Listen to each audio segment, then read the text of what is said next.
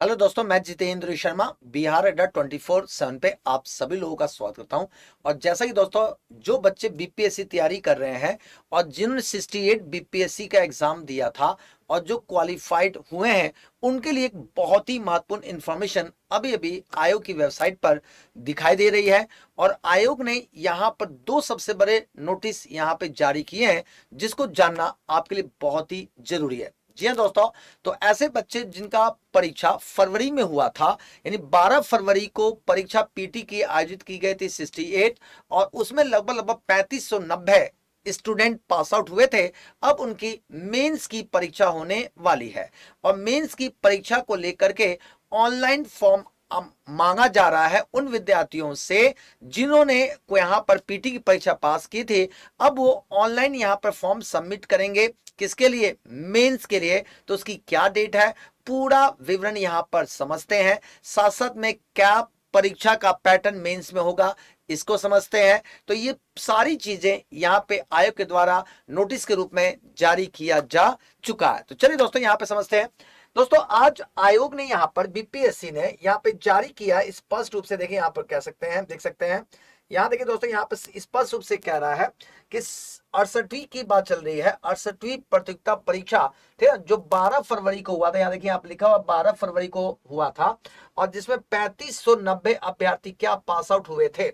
इसी के संदर्भ में कह रहा है कि ऑनलाइन आवेदन पत्र जो है सीधे सीधे आपसे मांगा जा रहा है।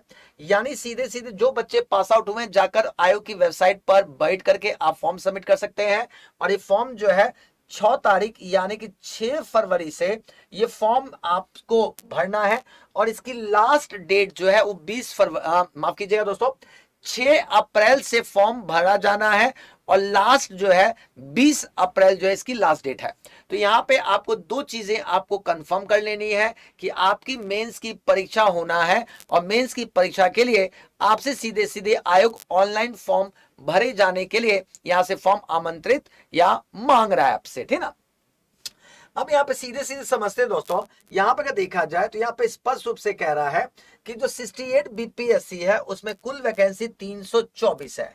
यहाँ टोटल जो है 324 पोस्ट है, जिसके लिए इसने 3590 रिजल्ट पीटी पे दिया है। और वो बच्चे अब जाकर मेंस का परीक्षा देंगे। तो यहाँ पर सीधे सीधे स्पष्ट रूप से देखिए, यहाँ पर लिखा हुआ भी है कि कौन से विभाग में कितने पोस्ट हैं, इसकी पूरी जानकारी यहाँ पे स्पष्ट रूप से आयोग ने दे दिया है।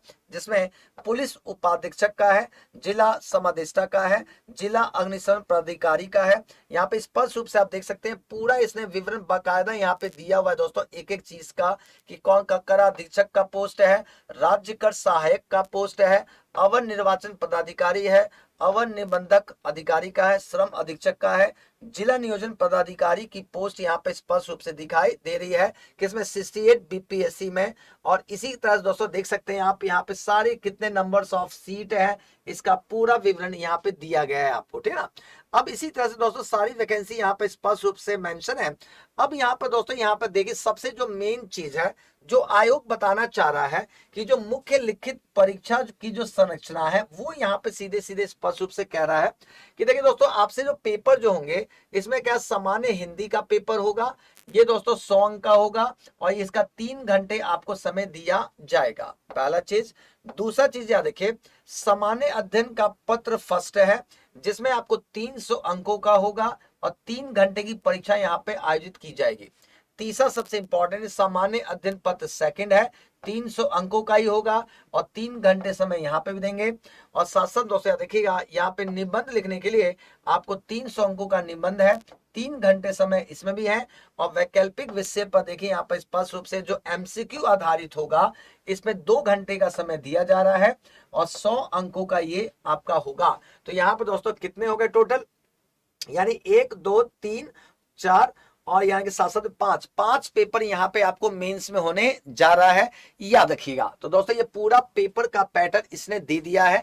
अब इस पे आपको ध्यान रखना है अपनी पूरी तरह से कि मेरा पेपर कैसा होगा। यहाँ पे पूरा स्ट्रक्चर आयोग ने खींच दिया है, इसको हो सके तो कॉपी में नोट कर लीजिएगा, या अगर आप इसका स्क्रीनशॉट ले सके तो ले लीजिएगा, नहीं तो आप आयोग की वेबसाइट पे जाकर वहां से इसे डाउनलोड भी कर सकते हैं। अब आगे समझते हैं।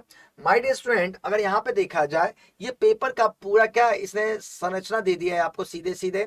साथ साथ दोस्तों यहाँ पे देखिए, जो वैकल्पिक विषय आपको चुनाव करना है, हर कोई व्यक्ति हिस्ट्री लेना चाहता है, ज्योग्राफी लेना चाहता है, पॉलिटी लेना चाहता है, या इकोनॉमिक्स लेना चाहता है, या सिविल इंजीनियरिंग लेना चाहता है। आप जो भी यहाँ पर वैकल्पिक विषय का चुनाव करेंगे, उस विषय का यहाँ पे सब्जेक्ट और यहाँ पे कोड दिया गया है। जब आप ऑनलाइन फॉर्म भरेंगे तो उस समय वो आपसे कोड पूछेगा कि आपका वैकल्पिक विषय के लिए कौन सा कोड आप चूज कर रहे हैं, तो यहां पर आपको उसके अकॉर्डिंग कोड सबमिट करना होगा, याद रखिएगा। शासन दोस्तों यहाँ देखिए, माय डियर यहाँ देखिए, इसके साथ साथ यहाँ पे हम और देखें, यहाँ पे ऊपर जाएं तो यहाँ पे देखिए पूरी चीज की जानकारी यहाँ पर A to Z यहाँ पे दिया गया है। कि यहाँ पर देखिए दोस्तों, सबसे इंपॉर्टेंट चीज जो आपको यहाँ पे जरूरी है, मुख्य लिखित परीक्षा के लिए जो निर्देश दिए गए हैं वो सबसे इंपॉर्टेंट है। यहाँ पे हमें चलना होगा दोस्तों, ये पूरी जानकारी पहले भी दी गई थी, ठीक है। यहाँ पे जो सबसे इंपॉर्टेंट चीज जो है वो ये है, यहाँ पे हम लोग चलते हैं और ऊपर चलते हैं। ये रहा जो सबसे मेन है, यहाँ पे स्पष्ट रूप से आयोग ने लिख दिया है कि ऑनलाइन आवेदन प्रारंभ करने की जो तिथि है, यहाँ पर याद रखिएगा 6 अप्रैल से फॉर्म भरे जाएंगे, पहला चीज है। और ऑनलाइन आवेदन भरने की अंतिम तिथि 20 अप्रैल है, याद रखिएगा। ये सबसे इंपॉर्टेंट चीज है जो आपको मालूम होना चाहिए, ठीक ना। यानी कि जो बच्चे यहाँ पे मेंस का फॉर्म सबमिट करेंगे वो 6 अप्रैल से फॉर्म भरेंगे और लास्टली 20 अप्रैल से पहले पहले फॉर्म भर देना है, याद रखिएगा, ठीक है। ये सबसे इंपॉर्टेंट चीज है आप लोगों के लिए, ठीक है। शासन दोस्तों देखिए, और यहाँ पे सबसे इंपॉर्टेंट क्या, माय डियर देखिए, यहाँ पे सारी चीजें, यहाँ पे देखिए नोटिस इसने पूरा जारी किया है, A to Z जाति प्रमाण पत्र का पूरा हर चीज तरह से जो जो उसको आवश्यकता है यहाँ पे आपको पढ़ा जाना चाहिए। मेरे ख्याल से आपको ये जो नोटिस जो दिया गया है, इसको अच्छी तरह से आपको आयोग की वेबसाइट पे जाकर आप यहाँ पे डाउनलोड करके इसको आराम से पढ़िए। इसमें काम लायक दो चीजें थे कि फॉर्म 6 अप्रैल से है, लास्ट डेट आपका 20 अप्रैल है।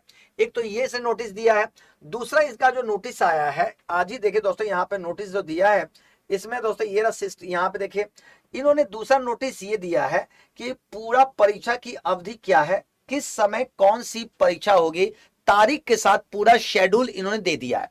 अब शेड्यूल की बात करें तो यहाँ पे आप देख सकते हैं, पहली जो परीक्षा होगी इसमें स्पष्ट रूप से मेंशन है कि आपकी जो परीक्षा की जो शुरुआत होगी, ठीक ना। देखिए दोस्तों यहाँ पर लिखा हुआ है, परीक्षा दिनांक 12/5/2023 को एक बैठक, 17/5/2023 और 18/5/2023 को 2 बैठकों में पटना के मुख्यालय स्थित केंद्रों में होंगी। यानी जो मुख्य जो परीक्षा होने जा रही है ये पटना में ही होगा, ये कंफर्म कर दिया है आयोग ने। पहली जो परीक्षा 12 मई को यहाँ पे शुक्रवार के दिन पहली परीक्षा होगी और 12 मई को जो परीक्षा होगी दोस्तों, यहाँ पे देखिए 9:30 बजे से 12:30 बजे के बीच में परीक्षा होगी और सामान्य अध्ययन प्रथम प्रश्न पत्र का ये परीक्षा होगा। इसके बाद जो है सीधे जो परीक्षा होने जा रहा है 17 मई को फिर से परीक्षा होगी बुधवार के दिन, और ये भी दोस्तों 9:30 से 12:30 सामान्य अध्ययन द्वितीय प्रश्न पत्र यहाँ पे मेंशन कर दिया गया है। फिर उसके बाद 18 मई को आपकी परीक्षा फिर से होगी, अब की बार निबंध की परीक्षा होगी, याद रखिएगा। यहाँ अच्छा यहाँ पे एक और चीज सबसे ध्यान रखने वाली बात है कि 17 जो मई को जो परीक्षा है उसमें 2 पाली में रखा गया है, क्योंकि शाम वाली पाली में भी यहाँ पे मेंशन कर दिया है कि जो हिंदी की परीक्षा होगी वो सेकंड पाली में रख दिया है। और 18 मई को यहाँ पर दोस्तों स्पष्ट रूप से निबंध की परीक्षा रखी गई है। 18 मई को देखिए दोस्तों, यहाँ पे देख सकते हैं कि 18 मई को यहाँ पर क्या किया गया है कि निबंध की परीक्षा और साथ साथ में जो वैकल्पिक विषय है उसकी परीक्षा भी 18 तारीख को रख दी गई है। यानी कुल मिलाकर 3 दिन ही आपकी परीक्षा होगी, 12, 17 और 18 मई। तो यानी कि 2 चीजें हैं, 12 मई, 15 मई, 12 मई और 17 मई, और साथ साथ में क्या 18 मई। यानी कि दोस्तों 3 बार में ये परीक्षा पूरा कंडक्ट करा लेंगे। तो दोस्तों तैयार हो जाइए, पहले दिन सिर्फ एक परीक्षा रखी गई है और दूसरे दिन 17 तारीख को 2 परीक्षा है, सामान्य अध्ययन और साथ साथ में हिंदी का, और 18 मई को जो यहाँ पर शेड्यूल जारी किया गया है उसमें निबंध के साथ साथ आपका वैकल्पिक परीक्षा का आयोजन किया जाएगा। तो माय डियर स्टूडेंट, 2 महत्वपूर्ण नोटिफिकेशन थे जो आपको यहाँ पर आयोग की वेबसाइट पे जाकर के डाउनलोड कर लेना है और इसको अच्छी तरह से पढ़ना भी है। तो माय डियर स्टूडेंट, ऐसे इंफॉर्मेशन के लिए हमारे साथ बने रहिए। Thank you, take care and Jai Hind दोस्तों।